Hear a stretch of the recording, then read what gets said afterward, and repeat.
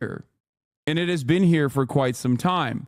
We exist under a surveillance state, but the surveillance state is still operated by human beings, and human beings are not fucking machines. They're not robots. They're not going to be able to like immediately map out the trajectory of a fucking shooter in a city with so many goddamn people in it.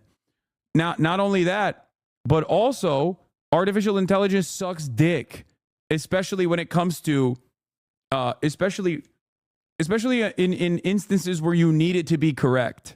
Okay, artificial intelligence, as it works currently, okay, or AI or machine learning or whatever you want to call it, as it works currently, is only good at being the plausible deniability machine. Okay, it's only good if it's not supposed to work. It's only good for Lavender AI's targeting capabilities.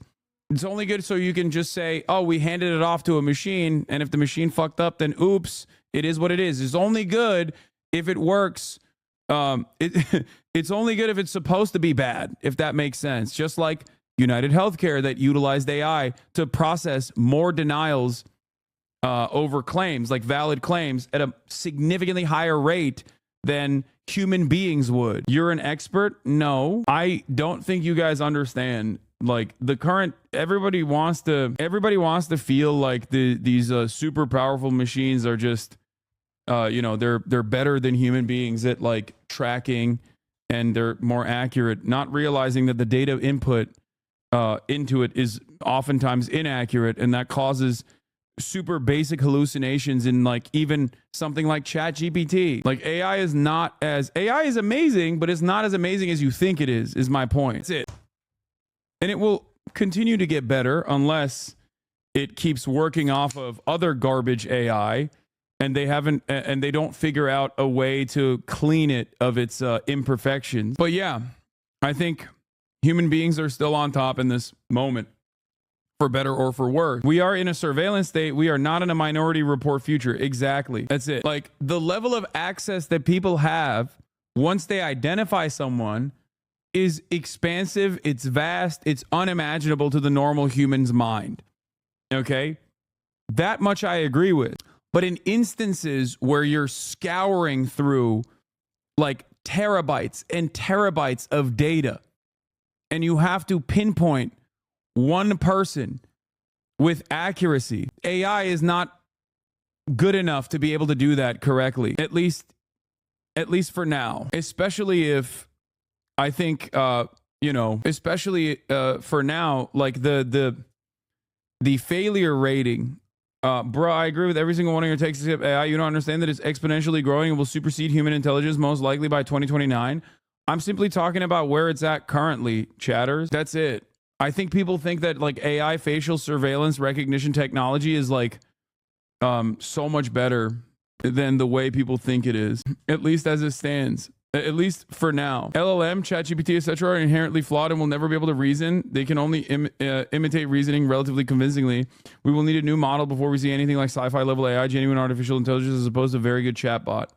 I think big cores using AI to comb through thousands of resumes to hire people is akin to getting precog. Getting my master's in data science and data policy, and you're not far off. Do you really think the US government isn't working on mass AI surveillance tech? You are unk-maxing. Did I say that?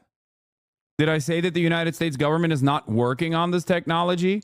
Did I say that AI is not already here in terms of surveillance technology? How many times have I talked about this fucking asshole? What do you think he does?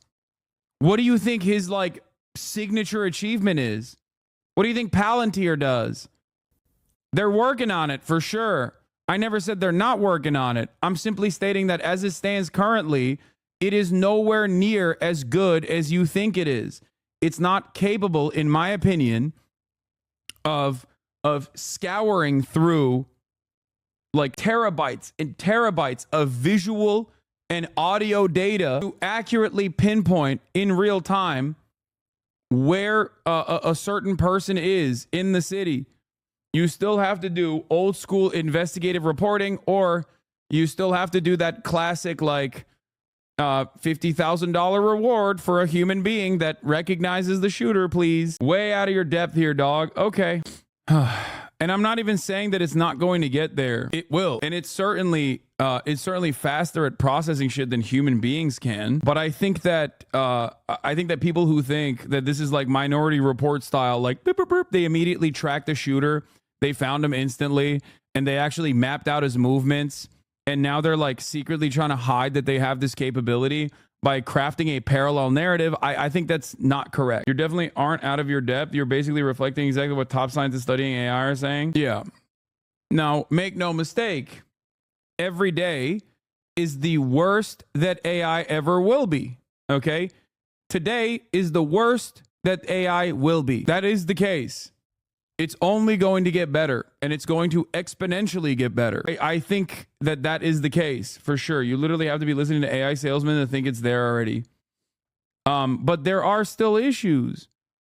As far as I understand, there's issues with the data being processed. I've always maintained this position, and I think people that work with AI hype it up quite a bit for their own personal financial interests. Like, they make it seem as though it's already there, it's done, is it going to kill the world? Like, what's happening?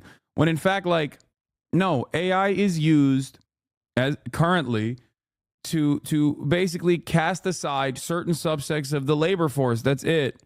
That is the primary purpose of it.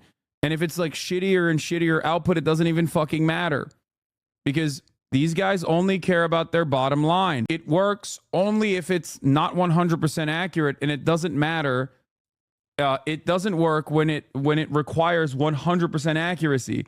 Pinpointing a person, pinpointing a needle in a fucking haystack requires basically 100% accuracy, and the AI is not there yet. That's it. But if it's something like, an advanced chatbot, or if it's something like, if it's something that basically can be wrong, and the goal is for it to be wrong anyway, like the AI processing denials at a much faster clip than like human beings, then yeah, AI is great for that. That's what it works for. Anyway, let's continue. Governor Kathy Hochul has said she expects to see an ironclad indictment soon, and is adamant that Mangione, quote, return to face the consequences. Meanwhile, this morning, there's a new op-ed in the New York Times from the CEO of United Health Group, the parent company of United Healthcare, titled, "The Healthcare System is Flawed, Let's Fix It."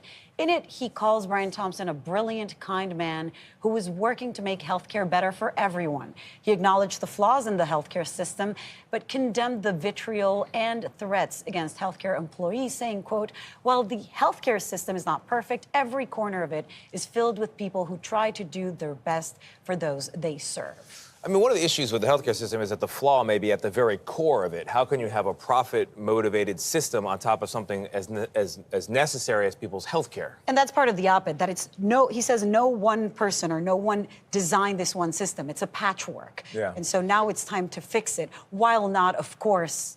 Yeah, it's fundamentally broken because profit should not exist. That's it. You cannot have inelastic demand and have profit at the same time. You can't be... You cannot have the profit motive in a sector that has inelastic demand. And by the way, this is not just for healthcare. This is also for housing as well, just so you understand. This is my attitude. I have to make this very clear. That's it. So the notion that it's like, oh, it's imperfect, but we're trying our very best is silly, okay? That's dumb, not you. Sure, the system is broken, but if you want to be the CEO, you have to be willing to represent the corporation in every way. No, they do, and they get paid for it. They get paid to represent the corporation in every way. They get paid for those inhumane decisions that they sign off on. So no, I think it's fucking ridiculous when people go, oh, what the fuck? This is just a normal human being, just like you, just like me. Like, I have a lot of charity for the average person who's just simply trying to exist. I have a lot of charity for the average person that's working in this corporation, because like everyone is working ultimately, given the way that capitalism works, every single person is contributing to this fucking death machine.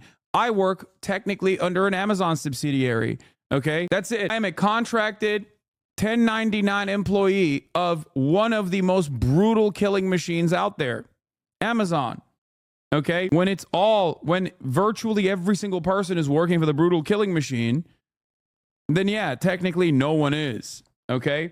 Having said that, however, And I have to repeat this position. Like, I don't think adventurism is the solution here. Okay, I don't think that like a direct violence against CEOs is going to solve this problem. I don't think so at all. But I think it's important to examine where this frustration is coming from. What leads someone to take this act? Okay, the reason why I cover the story in the way that I do is because this act of adventurism, given how heightened the contradictions are, has created this gap, this messaging gap between what the media is saying, what people in positions of power are saying, and how the average person feels about it. Okay, so it can be a spark that develops, at least to a certain degree, some semblance of class consciousness in the minds of a lot of Americans. Okay, and even if it doesn't, they still have been able to recognize who the real victims are in this situation, who the real pain dealers are in this situation. It's not you get paid blood money. I guarantee these dorks are the same dorks that want to invade Mexico to stop cartels. You got your own vultures feasting on Americans. You just legalized it. Yeah. People are saying this young guy's a trust fund baby and the CEO came from a working class family. Yes, because they're trying to desperately reshape the narrative. Okay. They're trying to desperately reshape the narrative in very meaningful ways. And I think they're still failing because you cannot get a person you cannot logic your way out of real human suffering. Okay. You cannot get a normal person, a Deborah or a Barbara or a Hank, living in middle America that has been fucked over by a giant for-profit healthcare company to go, oh, let's be reasonable about this. Like, they just don't care. At most, this is a moment for them to feel, some semblance of, oh, you got what was coming for you. You can't finger wag and try to reason with them. Okay, you can't just be like, oh, you feel good about this? Well, fuck you. You're a bad guy.